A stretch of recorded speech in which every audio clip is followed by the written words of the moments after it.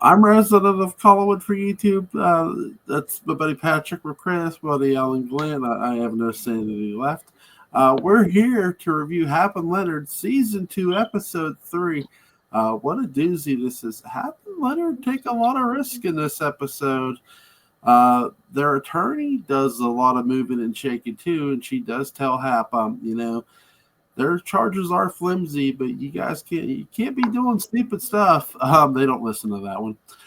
No, they do dumber things. That's right. It's like, oh, that's a dare. They're wrapped rather tight in this episode for various legitimate reasons. I mean, the circumstances have really kind of thrown them for a loop. This sort of reminds me when Barnabas saves the children from the fire, from the Phoenix. Like, he takes the risk. And it's like, Edward starts questioning, like, wait, how'd you? And he makes up the excuse, I climbed the ledge. It's like, really? Sure you did. Yeah, sure you did. But this is a lot more risky than that. Mm-hmm. I mean, Leonard creates a Molotov cocktail and throws it, basically. Lighting the house on fire. I'm going to do what I should have did all them years ago. Like, just fuck it. I do like how this episode starts. We get a scene from the past. We have the KKK show up and they burn the church. They lynch a guy.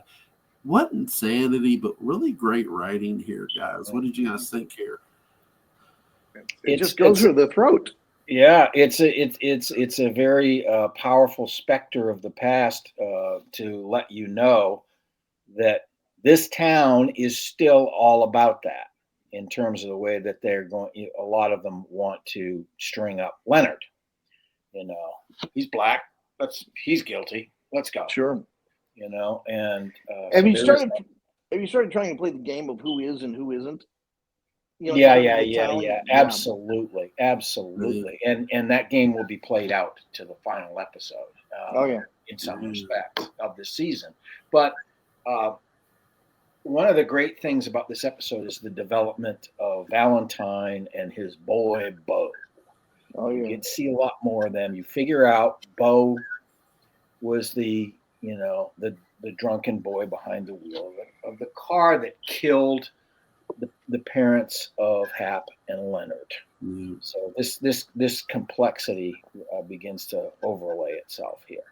There's a lot of guilt. There's a lot of stuff that's been hidden, just like, that's Southern Gothic all the way, of course.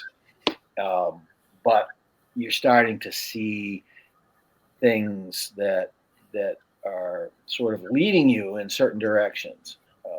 Whether those directions pan out or not remains to be seen. We still have a couple episodes to go after this, like 3 episodes, I think. So, but you do get the idea that Valentine he's in charge of this town. He's made himself wealthy through his influence. He's the county sheriff, and he lives in a palace. Yeah. He lives in this mansion. That works. Bo is a judge who's running for office again. Big Bo, and Bo is clearly not the paragon son that Valentine would have wished, but at the same time he's also wanting to protect him, so he's telling these guys, we can make the charges all go away if you'll da da da da da da. So there's all sort of stuff going on, a little corruption, which obviously these boys are not foreign. No. So it's the way things are done. It's that kind of thing. But there's also a great deal of threat and suspicion behind everything Valentine says.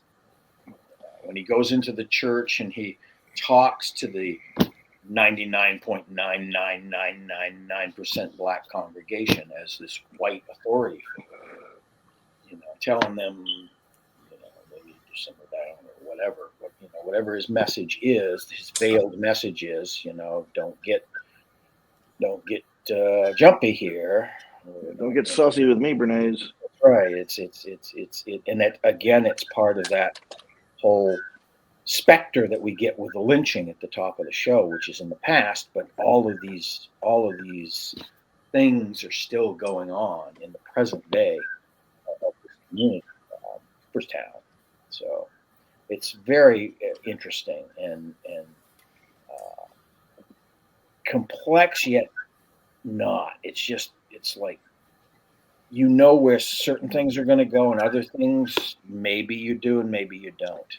I really wish that the books that we'd been forced to read in school about, problems of the South related to these matters were this interesting. Yeah. And I don't know why they're all so dry and sanctimonious. Probably because they're based on real life. Well, which is dry and sanctimonious. It is dry and sanctimonious, but also you have to understand that the textbooks from the 1980s on were still heavily influenced, when it was talking about the South, still heavily influenced by the Lost Cause mythology. Oh, sure. No, what I was not the ones I had. I went to Crazy Marxist private high school. There you go.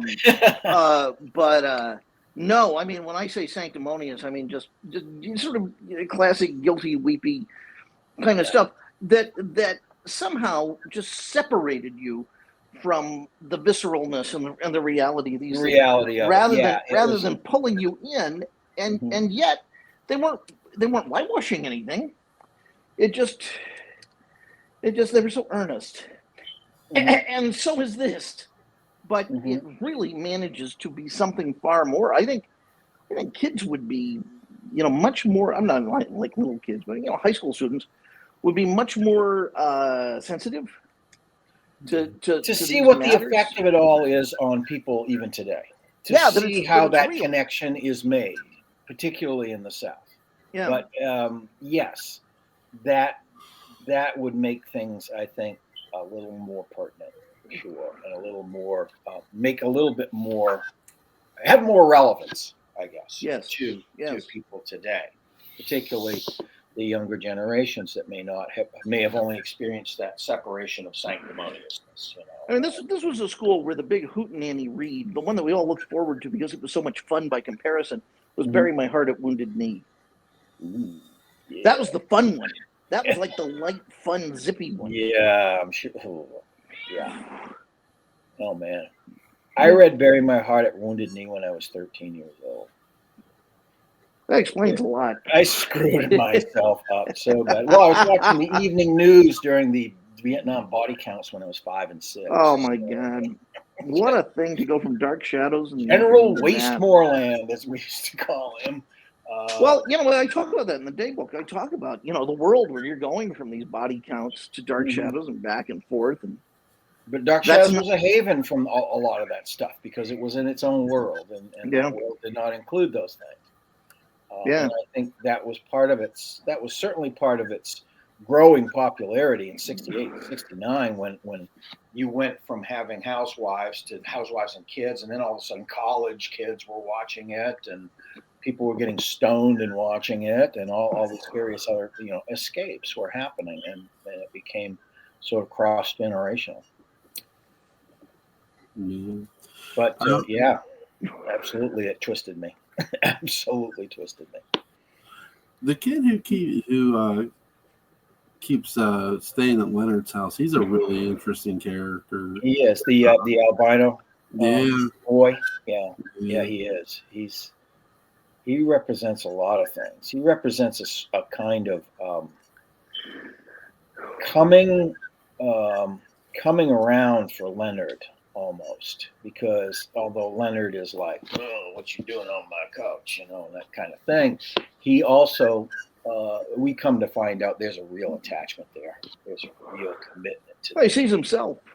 Yeah, he's a runaway. The kid's a runaway. He's looking for a place to crash. He's run away from home, and various other things. Like he's endangered in certain ways, like kids of his age that are not at home are.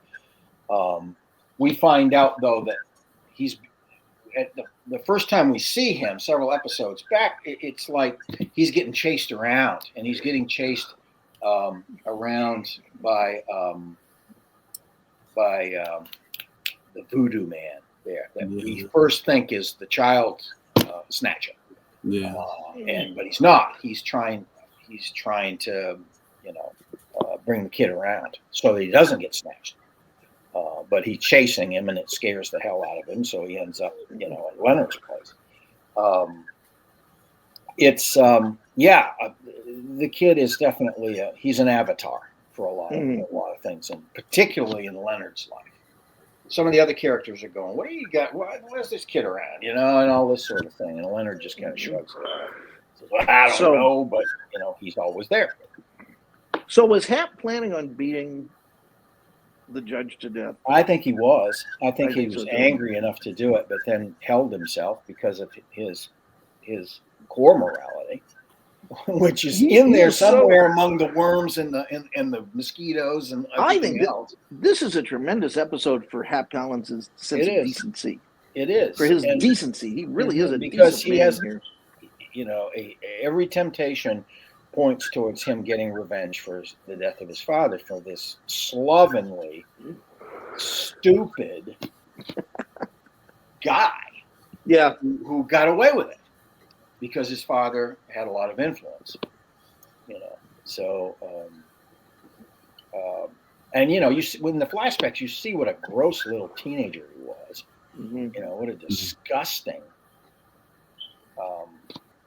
useless, drunk kid he was. And he had negative qualities also. Yeah.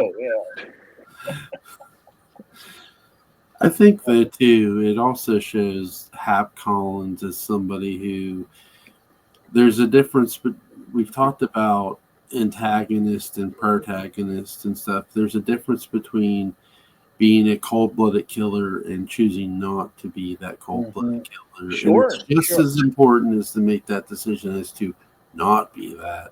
The stakes are incredibly high, but there's a real justification for him taking his head off. So the fact that he doesn't do it is, doubly important. Yeah. Yeah, absolutely.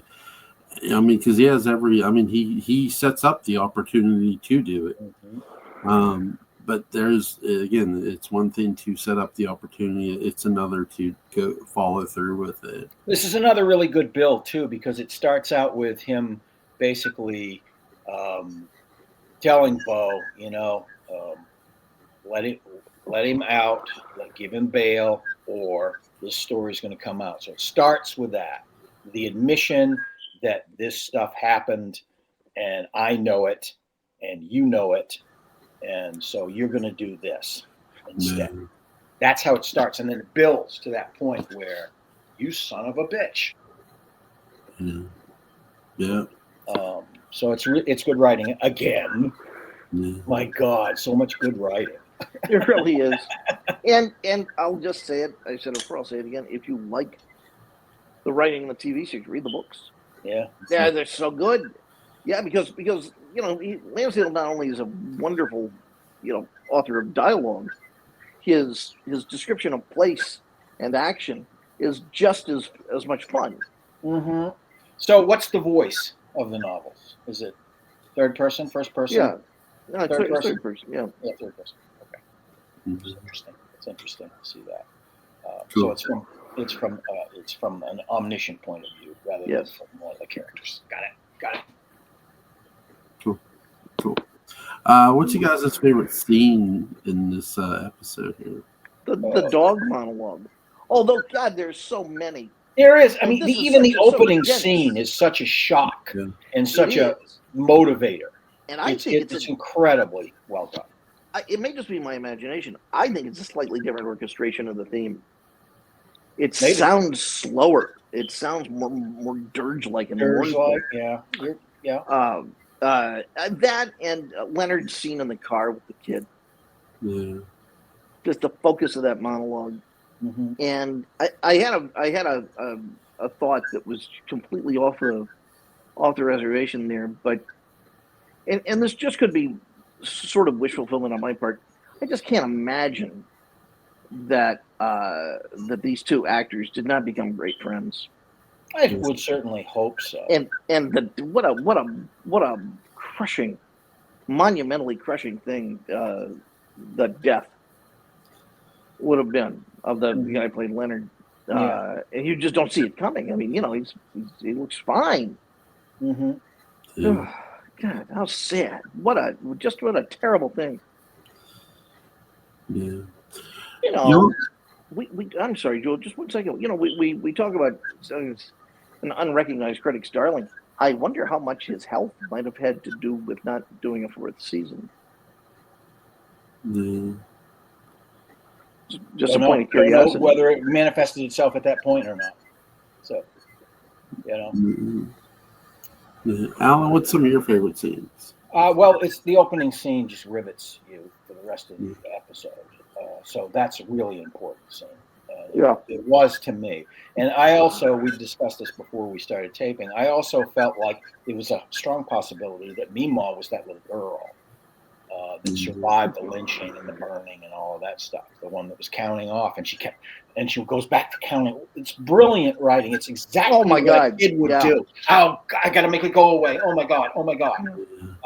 And maybe many adults might even do that because it's such an turn around and see that scene of absolute destruction and murder and mayhem as an 8-year-old or however old she was, somewhere around. The force of that hatred is just astounding. That these guys really would believe it that much. Yeah. That they would in broad daylight. It's absolutely incredible. This scene, the little girl turning around scene, it reminds me of The Searchers, where the little girl turns around and she sees the Indian standing up at her, looking down at her. This little girl sees the KKK handing a preacher, the church burning, and it's just like, good camera work, by the way. The cinematographers don't get enough credit for the show. Really good job. Especially the night scenes. The night scenes in this episode, they feel as dark as the character's tone. And I really like how they did that. Very much so. That's my favorite thing about this episode here. Because the lighting if it makes sense, the lighting matches the tone of the characters, the lighting for the night scenes. Absolutely. And the tone of the scene. Yeah. And whatever's going on in that scene. It's, it's part of the technique of storytelling that's often overlooked by casual viewers, but they're being soaked in it. Yeah. Oh, yeah. A lot of times you don't realize it. And even if you are aware of it, sometimes you get involved in it so much that you have to go back and look at it again to realize what's making that happen inside of you.